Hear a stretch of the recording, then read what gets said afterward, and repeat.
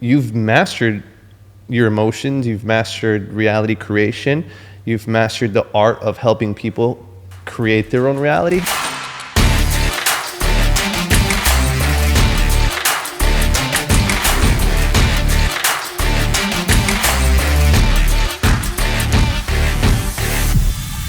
There's one thing living it, and then there's one thing living it and teaching it to others now where they're living it. That's like a really high level of unconscious competence. It's just natural. It's second nature for you to do.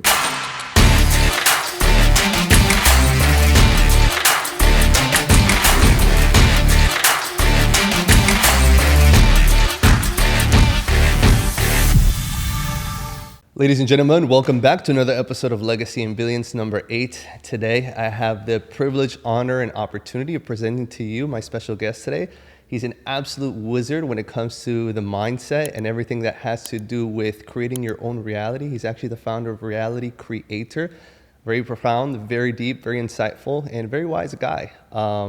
Without further ado, I would love to introduce to you my man, Quazi. Welcome to the show, brother. Thank you for having me, man. Yes, sir. Yes, sir. It's a pleasure, man. I'm excited to do this. Yes. This is a very fancy, this is a really nice setup. Thank you very much. Big shout out to the Move Miami. If you guys are wondering where we're getting all this high quality content, we're creating these episodes, it's all big thanks to my man, Drew. And I'm super grateful to be here, Quazi. So, man, I've heard so many great things about you from Trey, Richard, other online coaches and consultants that, you know, at the top of their game, they've spoken so highly about you. Yeah. And then I had the privilege of actually seeing you at the Vault conference where we met for the first time. I was like, man, that's Quazi. You're kind of like in the back, all quiet and stuff. I'm like, bro, this guy's manifesting something so big. Dude, like I saw him like, this guy's so handsome. Like, who is this handsome dude, like sharp suited? Oh, like, stop it. I'm flattered. Thank you, brother. And I was like, man, okay. I was like, I got to go up to my man, Quazi. I saw you back there. I'm like, yo, Quazi, what's up, bro? We exchanged phone number, contact. I blushed when he came up to me. I was like, oh my God, he knows me? The handsome guy knows me? Yeah, bro. I'm like, who the frick is this stud, man? How come I never met you before? Yeah. So we actually got in contact at the Vault. We met, and then from there, we had that cigar at the Hard Rock Casino. Yeah.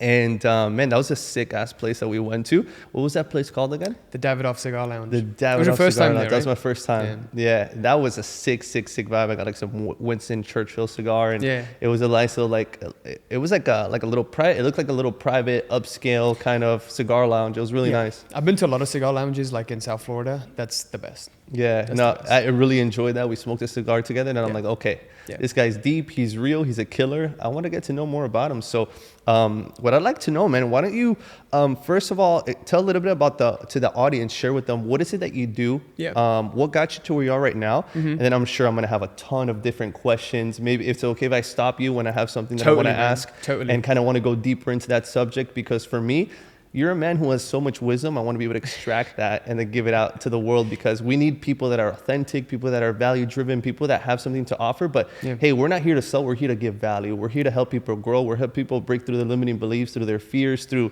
their whatever it is that they're going through to create that reality. You've done it so well. So why don't you share with them, hey, what do you do? And then we'll take it from there. You know, it's funny you say that. We're not here to sell. We're here to give value. I realized really early on that giving value is selling. Selling is giving value. Yeah. Like, you want to step up as a leader, you're always selling. Yes. You're selling to your team. You're selling them the vision. Yeah. You're selling to your customers. Even after you sell them into your stuff, you're still selling them on, hey, do the work. Yeah. It's always like life is just a process of selling. Yeah. Like, you're always selling. Yeah. But anyway, I love that. Yeah. Going back to how I started and what I do, you know, it's I had trouble answering that question for like the better part of, you know, ever since I got started. Because every time people would ask, and by people I mean people in my life who were, you know, my friends from college, my friends from high school, my relatives, family, friends. What do you do? I'm like, I don't really know what to call it. I run an online business and I do maybe life coaching, and then people would always get surprised, like, oh, life coaching, wow, that's great. How do you do that? Like, how did you get into that? And so I get into my story afterwards, and you know, I basically tell them it actually came from a deep place of frustration. You know, I was very, very frustrated with the status quo. So I was supposed to go into a full-time engineering career. And I did a summer internship in my junior year of college. This was back in 2017, 18. And when I stepped into that place, it's a company, I won't name the company, but it's like in a factory. They make cardboard boxes. and like the Amazon boxes you get, they're the ones who supply them. And I was studying engineering in college at the time, mechanical engineering, and I was supposed to do maintenance work there with the machines, understand the machines and equipment. I think he likes my voice. Yeah, man, he's like, I like this guy's energy. But anyway, when I stepped into there and I started to do my internship for like the 2 or 3 months that I was there, I would literally look around me and it was the most miserable environment. Every single person there wanted to stick their arms in the machines to get workers' comp. They didn't want to be there, and it was just, everyone was looking forward to just leaving at 3 o'clock, like 2:59. It was like 7 a.m. to 3 o'clock, like work shifts. I would have to wake up at 5 to travel there. So it was very, very miserable. But at the time I was grateful because I was making a decent amount of money. And at the end of it, they actually gave me a full-time job offer. And my parents were very satisfied with that. I come from a very traditional, like brown family, like immigrant. They're very like thankful if they get a job and they'll work hard, they'll prove themselves. They'll never really think outside the box and think, hey, what am I actually worthy of? What could I do? Am I actually living to my fullest potential? They're just like, put your head down, get to work, traditional immigrant family stuff. But I wasn't that way. I grew up kind of like privileged to see that my parents did all the hard work for me. And I was like, hey, if I'm standing on their shoulders, I should be able to do a lot more.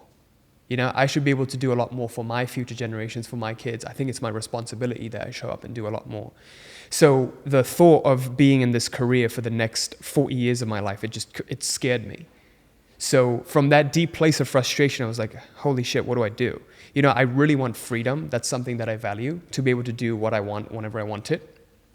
So I started to look around me, and when you focus your mind on what you don't want, you start to see like other possibilities that you could take. So I was like, okay, a lot of people are doing stuff online. They can work from their laptops these days.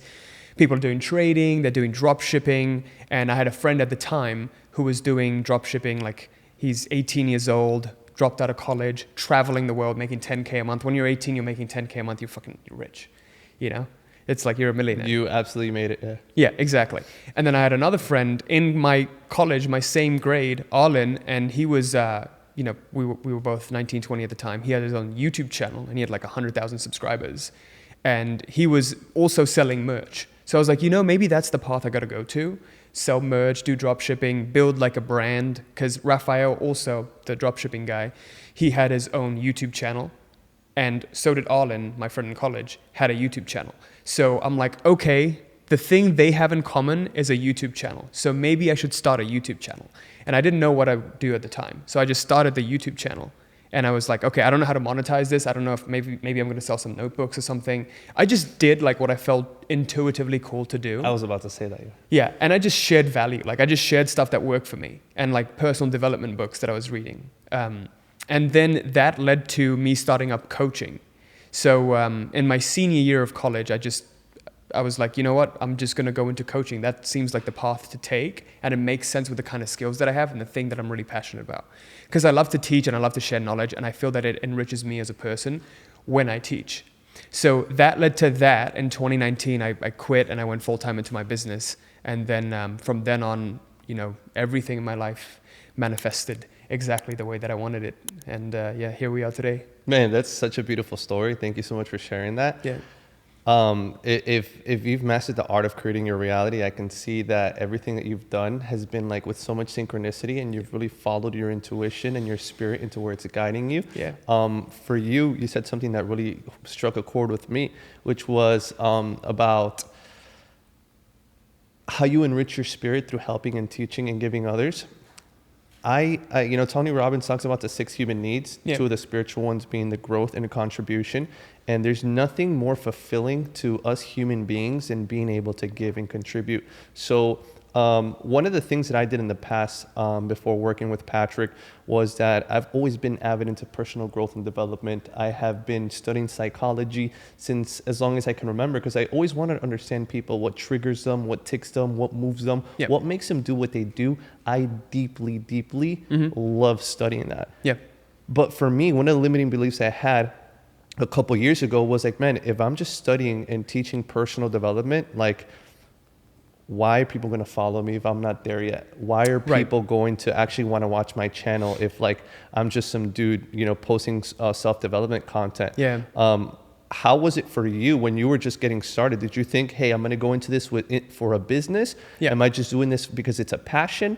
Or do I really want to help people? And then things fell into place. What was that experience like for you? Yeah, dude. So when I started off, I had like a similar mindset. I was like, why would people listen to me? I'm some fucking 20-year-old kid, making videos on the internet, talking about life. And I remember when I was in my junior year, kind of like when I started, and I was having ideas of like what I could do, what I could sell. I was like, you know what? Maybe I should write a book, and I'll self-publish it on Amazon. And I wrote my first book. It's called Life Mastery. And, that was a program you did? No, it's a book. It's a book that I wrote. A book. I it's wrote called a Life book. Mastery. Yeah, it's on Amazon. Amazon. I hope you're taking notes. Yeah, I mean, look, it's not my best piece of work, but even when I read it back now, I'm like, holy shit, the principles were really sound. Wait, excuse me, you wrote the book? I wrote the book. Oh, you wrote the book? Yeah. Wow. It's a 50-page book because I was like, hey, if I were getting started on this journey to learning about personal development, manifestation, I would want like a short guide on the principles. Because throughout my whole life, I've noticed that, hey, there's techniques and gimmicks that we do, things that we do in our lives that give us a result, but the doing itself stems from a state of being. I do something because I am that person. I intend to embody the characteristics of that being, right? Correct. So, for example, if I want to, let's say, I always give this example, it's like, if I want to attract a girl, I can say a pickup line.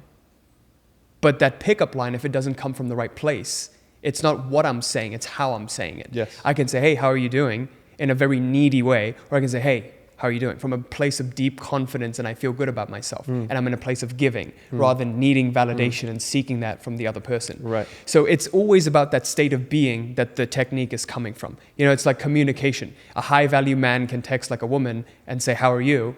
It would be completely different than a low value man, a person who doesn't feel adequate about themselves, texting that same woman.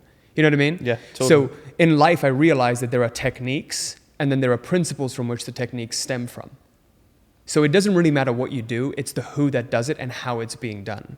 So that book goes deep into the 5 main principles that I believe were crucial to reality creation that transfer into every single area of life.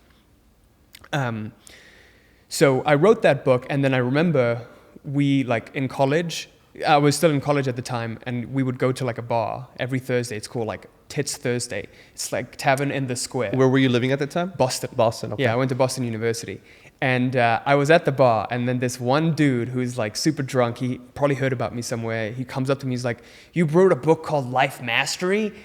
What gives you the right to talk about life? You're a 20-year-old. One of those. Yeah, and I swear, like at that moment, I felt very insecure, but I realized that he was expressing his kind of pain that he was going through. Because like people become bitter because, you know, they say bitter things because they're bitter inside. They're going through some experience. But that's still like fed into my insecurity of being that 20-year-old kid just making videos online and not knowing jack about life, you know? So I decided to reframe that from, hey, I'm going to teach you about life. Instead of doing that, I'm like, hey, I'm just going to share with you what worked for me. You know, throughout my whole life, what worked for me, I'm just going to make videos about that. I love and that. If you resonate with that, that's great. Amazing. You know, you can take something away from it. But I had no direction for that channel in terms of, hey, I was going to go business coaching or I'm going to do that kind of coaching. I had no idea I was going to do coaching until one day a lady reached out to me. She was like, I'll pay you $300 for 5 emails. When I received that email, I literally ran downstairs to my parents. I was like, someone's going to pay me $300 for 5 emails. Oh, that must have been the best feeling in the world. I was like, holy shit, that's the start. That's great. That's coaching. You know, like I was like, I'm so passionate about coaching and teaching because growing up, I used to tutor a lot, and I found that tutoring made me stronger as a student. So that just made so much sense to me. So that's really how I got my ins into that and like overcoming imposter syndrome. It's just reframing that focus from I have to be someone and be an authority to I'm just sharing.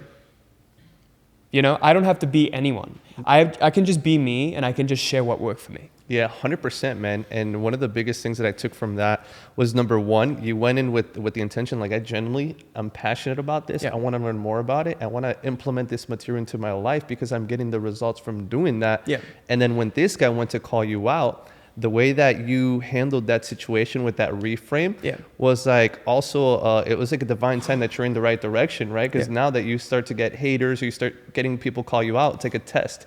Are you truly going to stay committed to that vision? Are you going to stay connected to that passion that you have? And then you absolutely followed through with that. And you said that, hey, listen, this is a book that, you know, I'm not trying to sell you anything here, but more so, this is something that worked for me, and hopefully it can be a resource to you. You did it from a place of like giving back, like contributing, right? Which expands the spirit. So it was beautiful to know that from that, you know, book, the mastery, you know, you just giving value, putting it out to the world. You had an opportunity to get your first coaching client and you know, secure that. So how did that feel for you when you first got that? It was like, wow, I got the first client, but I'm going to school. Okay, can I do this thing full time now? Can I, or maybe I should, I'm sure it ignited you like, let me make more videos. Let me write more books, right? Because it was like a confirmation from the universe, like, Quazi, let's freaking run with it. You're gifted. You got it. Let's go. 100%. Yeah, that was a huge confirmation for me because that was like the sign. So I always figure like for every single human being, like there's a life or like your society around you. In our program, we call these pendulums, like influences you have around you. Society there's societal conditioning that tells you should do this and you should do that. Your mind logically understands that and buys into those, but your heart never really buys into it. You don't feel like it's the right thing to do. You feel like you're putting your soul into a box. On the flip side, when you follow your own unique, authentic path, your heart feels like it's the right thing to do, but your mind is like, oh shit, I don't know. This is like very uncertain. I've never done this before. Kind of like starting a business or kind of like falling in love for the first time. You have those butterflies in your stomach. It feels like the right thing to do, but logically it's like you don't understand the next steps because this path is so foreign. And that's most of the time, like literally 99% of the time, those are the best decisions you can make because either you fail and you learn a lesson or you succeed, which is still great, you know? So, I guess this path for me was being authentically built out by that intuition. You know, I was just trusting my heart and like what felt right at the time because I just didn't know what I should do and what I needed to do. I couldn't see that clear path in my mind because I'd never followed this path. Right. So for most people, when you follow your heart's path, it should feel like uncertain. You know, like that next step, it's kind of uncertain. You don't really know what's going to happen, but you can kind of guess different alternatives, thinking like 3 to 5 moves ahead, what could happen and what you would like to happen. Right? 100%. That's why psychologists say, hey, go with the choice that you fear the most because that's the one that's going to help you grow. Right. And most people, they're at that tipping point. They've had these ideas. They felt this calling. They felt like they could be doing something else, but then they're just so afraid to take that next step. Whether it's approaching that girl, whether it's taking on that opportunity, starting that new business. It's something that you have to surrender to, right? I mean, I guess it's like Tony Robbins says, was it a coincidence or were you guided? And when you're connected to the intuition and you just let it flow, it's working for your highest good. And you taking that step with faith is what allowed things to start manifesting in such a divine way. So for people that are out there that have those butterflies in your stomach, they're never going away, aren't they? Right? They never so really go we away. have to go with faith and trust the process and that feeling that's in our heart that we know this is what we were called to do and just go full force and make your big bold move. So that's what I got from that. And then so that happened. You got your first client. The butterflies now intensify, and you're just like, hey, there's an opportunity here for me to do something bigger. And then what was that for you? So when that first kind of medium level client like kind of came in, I was like, hey, this is email. What if I did one-on-one? Like actually did Zoom or something or met with someone, maybe that's an opportunity. And when I was thinking about that, so the whole time I had a vague goal. My goal was like, I read this book called Millionaire Success Habits by Dean Graziosi. Great book. It's a great, dude, if you're starting off, it's a great fucking book. I 100% recommend it. And in it, he makes you do this exercise where you like do 3 columns. I can't fully remember it. But you pick a goal and you write down like reasons why you want it and how you think you could get there and like something else, like how your life would look like if you got there. And my goal, and I set that in July of 2018 when I was starting to get into this journey, and I was like, I want to make 20K a month. I want to make 20K a month and live a life of freedom, not have to be tied down to a job. And that was just my goal. And I would every single day visualize what life would look like when I'm making 20K a month. I'm traveling, I'm doing the thing that I want, I'm not trapped by a job. I'm just experiencing the life that I fully wanted to experience. And I just felt those good feelings every single day. I just visualized the goal. And then in conjunction with that, I did what intuitively felt right. Not intellectually felt right, but intuitively it felt so right. Good. So good. You know, so then I got led to that client reaching out, which led me to the idea of starting coaching. And when I got led to the idea of starting coaching, I found someone on YouTube who was doing something that I wanted to do. And he was doing one-on-one coaching, making like 3 to 5K a month, maybe more. And I was like, I want to do that.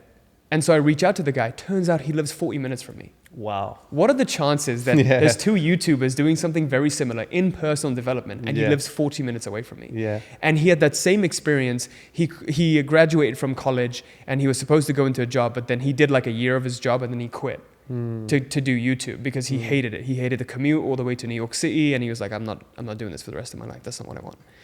And we turned out to have read the same books. And then he recommended a coaching program to me that would teach me how to start my own coaching business. And at the time, I was so in a scarcity mindset, I actually didn't buy the program. I pirated it. Yeah. I love the honesty, yeah. I'm guilty. I've done the same thing before. Yeah, I pirated the program. And it was Consulting Accelerated by Sam Ovens. I did the same one.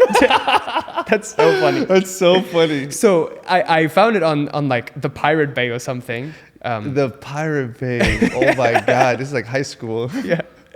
And so I went through the program like weeks 1 and 2, and there was a sales script in there.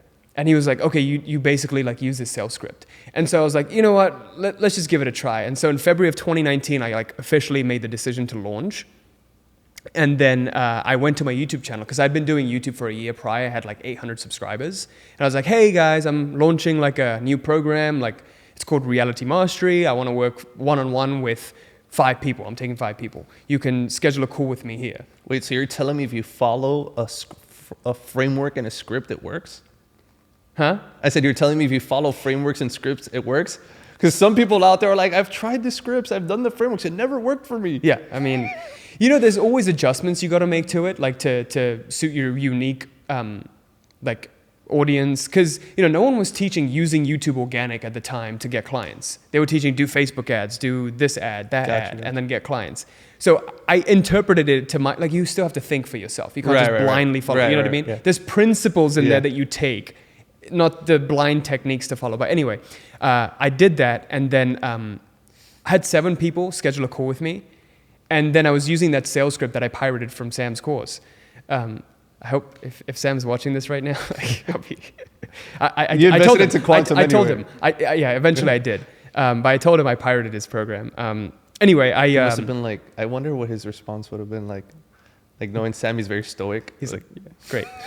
He's like, you paid me like over 90 grand, like 100 grand anyways.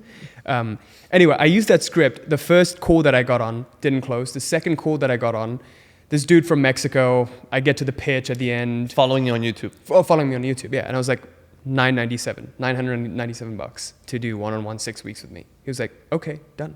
I'll go and get my card. And literally my hands were shaking. Dude, my hands were shaking. I was like, I'm in my college dorm. I'm about to collect a payment online. I'm like, how do I even do this? Like, I didn't even know. I'm like scurrying on PayPal, like fucking, like the Wix where I was hosting my website, like the back page of it, trying to get payment. And his card declines, like, oh, I have to split it up into 2. And then the first payment for like $4.99 goes through. I'm like, holy shit. I just made, almost $1,000 online. Yeah. And, from that point onwards, I was like, dude, I got to pay this guy. Like, imagine I just pirated this program and I got so much value. I'm just paying the $2,000. Yeah. I'm just going to pay the $2,000 for it. And that's what I did. I ended up paying for it. It was the best decision ever. And that's how I got my start into business. So question for you, number 1, how can somebody who has that scarcity mindset, how do you overcome that? You have to surround yourself with other people who are at a different mindset, like people who are where you want to be. There is no substitute to that. One of the first things that happened was when I joined that program, I got into a Facebook group full of people who were on this journey. Because entrepreneurship is very lonely, because 99% of people are, sold into a non-entrepreneurial life, you know what I mean? So it's very, very rare you get someone who wants to be an entrepreneur or online business. So find that tribe, people in that similar vibration as you. I like it. That's number one. Like, find other people. Like, when I step into a room full of people who are like, oh, $100,000, that's nothing. Yeah. We'll make that in a week. Yeah. I'm like, oh, okay, great. That's perfect. That's wow. It's nothing apparently. Yeah. Apparently it's the new dollar. Like 100,000 is the new dollar. You know what I mean? So that's the best way to overcome any kind of limited mindset is to change your environment. Okay. Your social environment. That's really like, when you go into a society where, funny, I was watching a short, like a reel, and I think they did a study where it was like, hey, you could make, you have two options. You could have a job where you make $40,000 a year, and all of your friends, your coworkers, are making $20,000 a year. Option B is you make $100,000 a year, but your coworkers are making $300,000 a year. Which one would you pick? And most people picked option A, just because they wanted to make more money than other people. So our sense of reality is always in relationship to something else. That is just how this mind works. It works in black or white. It's always comparing. Everything is relative. All truths are relative. So when I touch an object and I say, this is cold relative to what? The surface temperature of my skin. Right. There's no absolute truth, right? So everything is in conjunction. When I want to become better, I'm looking at becoming better than someone else, which is I think it's a little unhealthy. What's healthier is me becoming better than I was yesterday. Right. Yeah. Right. How did you reach such a level of mastery at this point? I don't know, man. I don't think I've reached a level of mastery, honestly. I still think I have a long way to go to develop and mature as a human being. But yeah, I just really think about these things a lot. I guess that's yeah, of course, there's always ways that our spirit and our consciousness is evolving into new levels, seeing things from different dimensions. Yeah.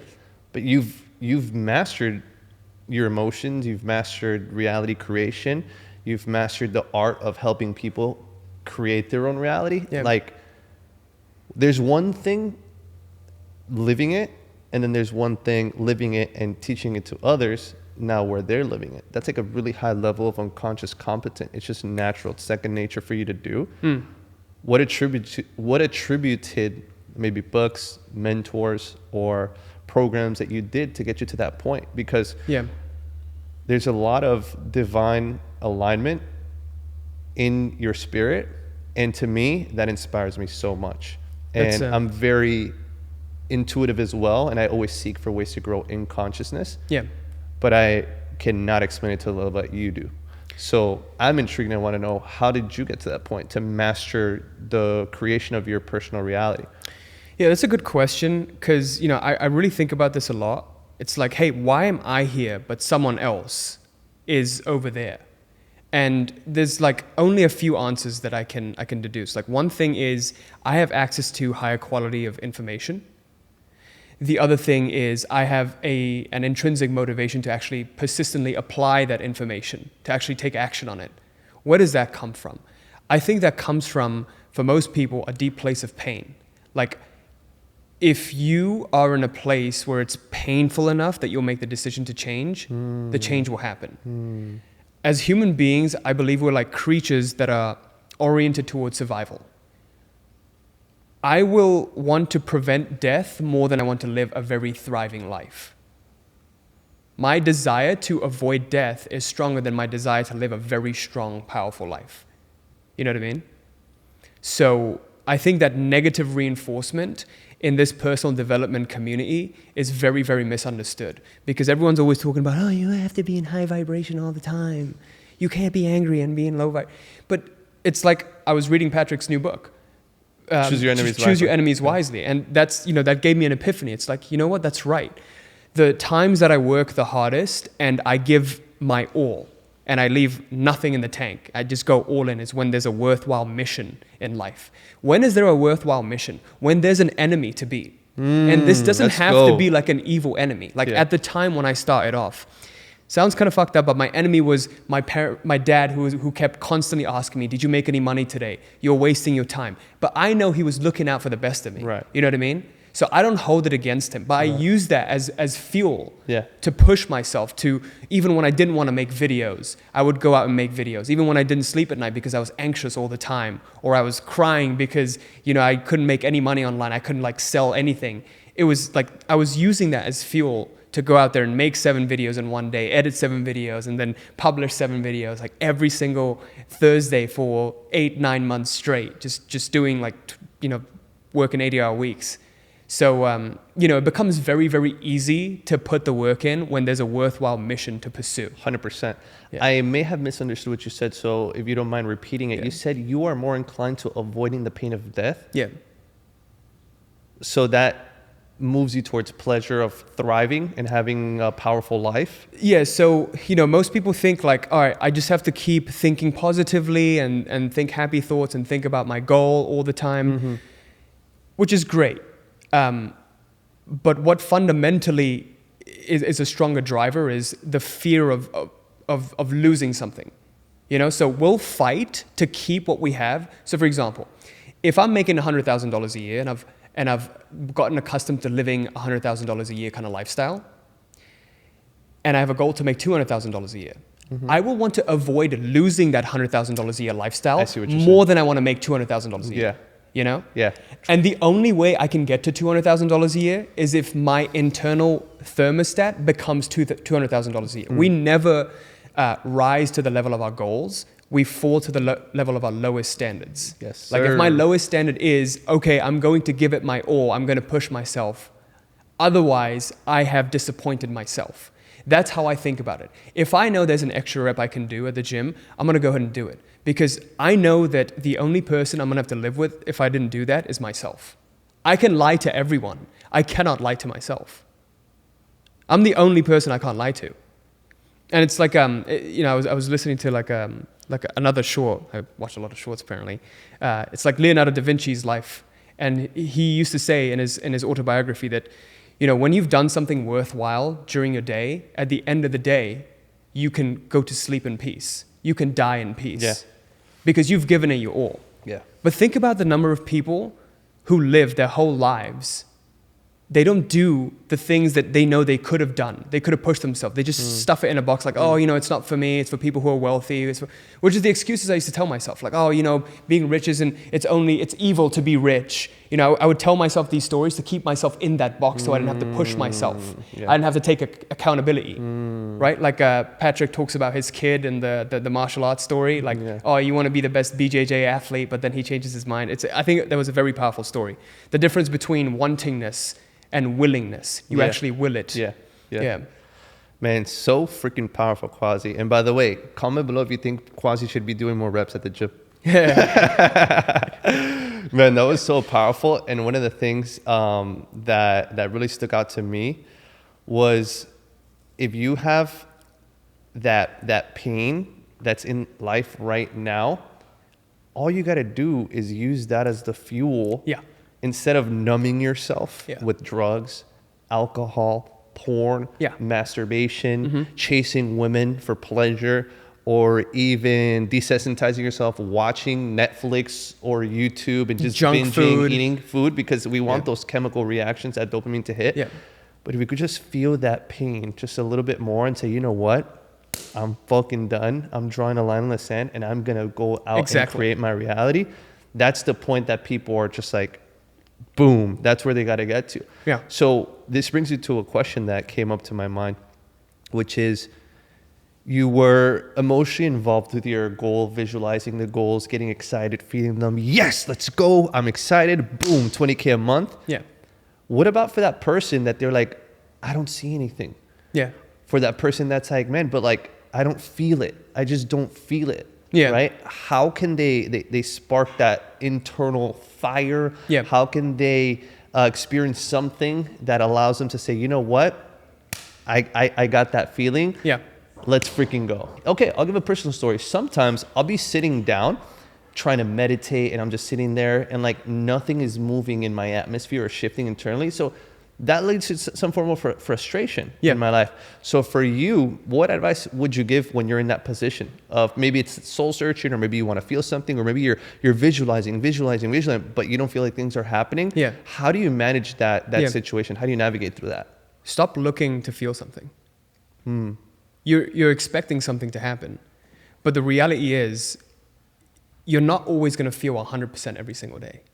You know, it's the times when you don't feel it and you show up. That's what makes powerful. That's what makes you feel something, though. Yeah. Right? It's like when you show yourself, it doesn't matter how I feel. I don't give a shit how I feel. I'm just going to show up anyways, because my word is my bond.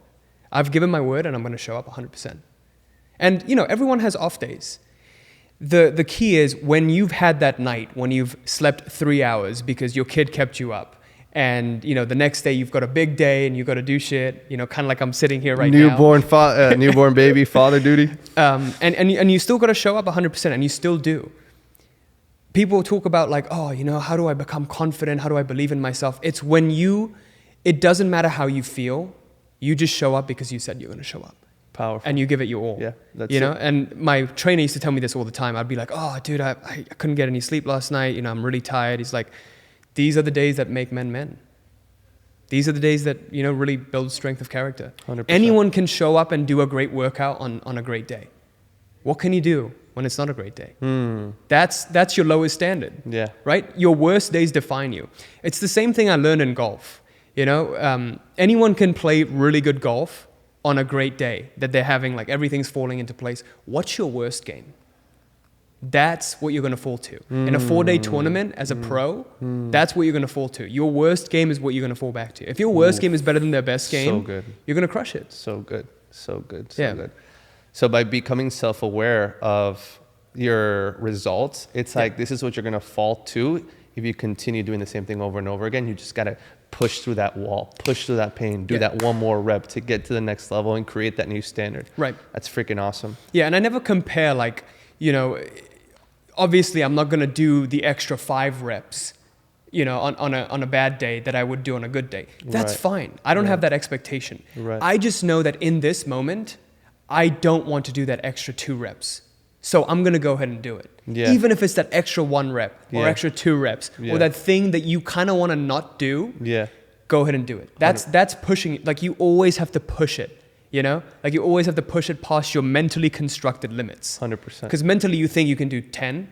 Okay, if I think I can do 10, I'm gonna go for 12. Let's freaking go. Yeah, even if I fall, you know, I'm gonna go for 12. Yeah, I love that. Yeah. So how do you deal with self-sabotage in that process, right? Because if people are giving it the all, but they're like, damn, I couldn't make it to that 12th rep, I continue doing 10, you self-sabotage. How do you talk when you talk to yourself? So I always get fascinated by the word self-sabotage because I feel like it means different things to different people. Got it. What do you mean when you say self-sabotage? Negative self-talk. Like you're sabotaging yourself, like, fuck, I butchered this. Damn, I didn't make the right piece of content. Man, I could have done better. Yeah. It's like that negative self-talk. I think that's the way I would describe it. That's a really, really good question you asked because a lot of people struggle with this. I learned this from Michael Jordan. Have you watched The Last Dance? I haven't finished the entire thing, but we were talking about this the other day where he had an enemy and... Yeah, exactly. He would make up stories about his enemies, you know, to fuel himself. But Michael Jordan, you know, he would look at his plays afterwards and he would only spend an hour looking at what to improve on. He would find that one thing to improve on and he would just focus on that. 90% of your time should be focused on what you want to move towards. 10% of your time should be focused on where you went wrong so you can find out that one thing you can focus 90% of your time on. Yes. So if I know that I didn't give it my all today, I'm going to feel that pain in the moment to make a resolute decision to improve the next time around. And I will remember this feeling the next time around. I'm not going to dwell on it because the nature of focus is wherever your attention goes, energy flows. Right? So if I keep giving it my attention and I keep dwelling on the negative, I'm going to create more negative outcomes in my life. So it's better to use that as a constructive feedback time to find what you want to improve on, to make that resolute decision and say, no, this cannot happen again. 100%. Yeah. How do you deal with procrastination? Yeah, good question. I feel like procrastination, like there's a healthy amount of procrastination. Like you should be procrastinating. And I think most of the smart people, like every single smart person that I've ever spoken to, they procrastinate because it means you're pushing yourself to do something that you kind of don't want to do. So you're procrastinating on it. But there's many reasons why procrastination happens. We put things off because the perceived downside of doing this activity is greater than the potential upside. So for example, if you want to go to the gym, the downside of you feeling uncomfortable, that physical discomfort, is greater than the potential upside of you looking great and getting better in shape. But if you can start to focus on the potential upsides of, hey, what could life look like if I actually did this? If I just literally got this done, you put too much of importance onto it, on the task that's at hand. So if you can shift your focus from, hey, how good would I feel if I actually did it? What am I going to gain? Yeah. What am I gaining? What's the upside? If I were like, how, because we're feeling creatures, right? We feel like it's a chore to do this task and it's not important. Like, I'm not going to do this. I'll put it off until the last minute. And then when the pain gets strong enough, then I'll do it. 100%, right? Yeah. What if we felt that pain now? Yeah. It has to be done now. And then we'll take care of it because we want to get away from that pain. Yeah, one thing I learned in college was, I really struggled with my grades because I would leave everything to the last minute and just like get wrecked. But then I read this book, How to Become a Straight A Student by Cal Newport. Yeah. Such a nerd, reading books on how to become a good student. Yeah, I'm like, interesting. So when I read that book, he was like, you have to create self-imposed deadlines.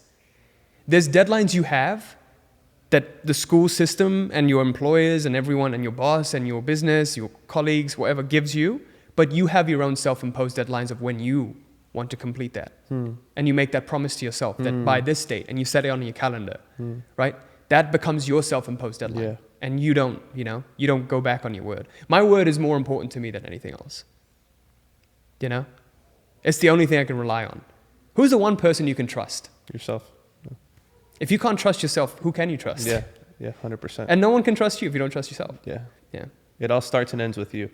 So that's why the way that you talk to yourself and those things that you say, having those self-imposed deadlines to yourself is building that trust, that credibility internally to just give you more of that self-confidence and willpower to be like, I'm going to go on to the next thing. Because our mind is a goal-seeking mechanism, right? Most people are just not setting goals. So they don't have anything to work for. But if you identify what that is, you get clear on that. It's like, okay, let's start working towards that every single day. And then you start to knock out every single thing. Then your life starts to change because it's like, you know what you're working towards. So. And most people are also dwelling on things that went wrong in their lives and what they want to avoid most of the time than the things they want to move towards. Yeah. Right? And so that's why it's a servo mechanism. It moves towards whatever the content of the focus is. Yeah. 100%, brother. That's powerful. So, question for you. What advice would you give somebody that wants to build their brand? Because like reality creator, Quazi, you got a really strong brand. Maybe for myself, including or other people that may relate to this, starting a YouTube channel. Yeah. Right? It's very saturated if somebody wanted to get into personal development, growth, and share some of these things, but maybe they're just getting started now. What kind of advice would you give? It's like, you just got to pay through the consistency. You got to make yourself different. What would you advise if you had to do it all over again? What are your interests? Like, what makes you unique? What's your personal flavor and style? Like your stuff should reek of you. It's like your scent, like a cologne. It's your scent. Gotcha. Like the Apple logo, like the Apple computers. There's a distinct sound that it makes when you start it up. Right? What's your distinct sound, smell, taste, feel? That's powerful. When someone interacts with your stuff, what do you want them to feel? Like, how would, what feels like you? So if you look at someone like Joe Rogan, what does he do?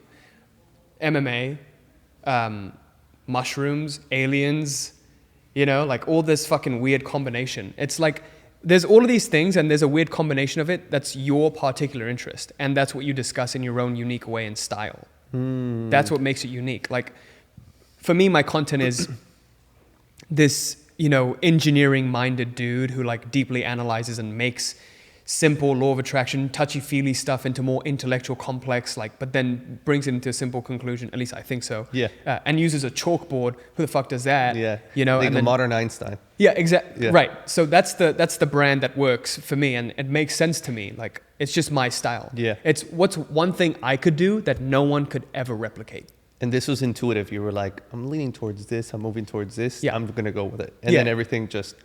It's the path of least resistance. I can whip out a whiteboard, a chalkboard, or like a flip chart and just start explaining different things and different epiphanies that I just had. And you only get to that when you really come from a place of sharing. Like, you can look on YouTube now, and a lot of the content that's performing really, really well are the low production stuff where someone literally just whips out a phone camera and they're like, hey, I just had this thought today. You know, the blah, blah, blah, blah, blah. This is just my personal thought. And it's so unique and authentic, it just starts getting millions of views. My intuition has been leading me towards that, but I'm like, how random would this be to just start doing this? Yeah. And now after having this conversation, I'm going to take a lot more action on that. Yeah, it's just like what's unique to you, what's authentic to you. Yeah. I love that. I love that. That's freaking amazing. And man, this has been such an incredible episode. You have so much to give, so much to contribute, and it comes from a place where it's like you're in your element. It's a second nature to you. This is like... You could just do this all day, every day. That's freaking awesome. The fact that you're able to create this life where you're generally helping people with stuff that you've been studying for such a long time. Yeah. To me, it's the dream to be able to, you know, do what you love, do what your passion is, and also make an incredible living doing it. It's a great privilege, man. Yeah, 100%, man. We're truly blessed, you know. Bless is over there too, my dog. So okay, so in this next season of Quazi, who are you going to become? Who are you looking to be? I am focused a lot on leadership.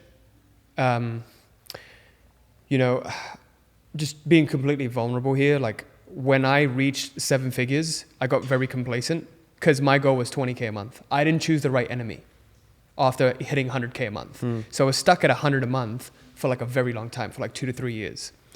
And so I was like, you know, I'm living the life that I want. I'm playing golf more than I'm working, you know, like, that's where my time is going, and it makes sense that I'm not really growing because I'm just trying to keep things afloat, and like, I'm only dealing with whatever will lead me to 100 a month, and then people in the company are getting demoralized, and we're having turnover and reps, and I'm not selling the dream enough because I'm not, you know, You're not bought in. Yeah, I'm not bought in because I just want to experience like Right. Just the luxury of what you created, essentially. And it's phenomenal. What I created, like, you know, doing 100K a month and like doing 7 figures, high margins, it's phenomenal. It's great, but it's still relative to what I'm capable of or my potential is, it's still settling. Yeah. Right? So I realize I still need to grow. And I also realize in this life, you can only master a very few things.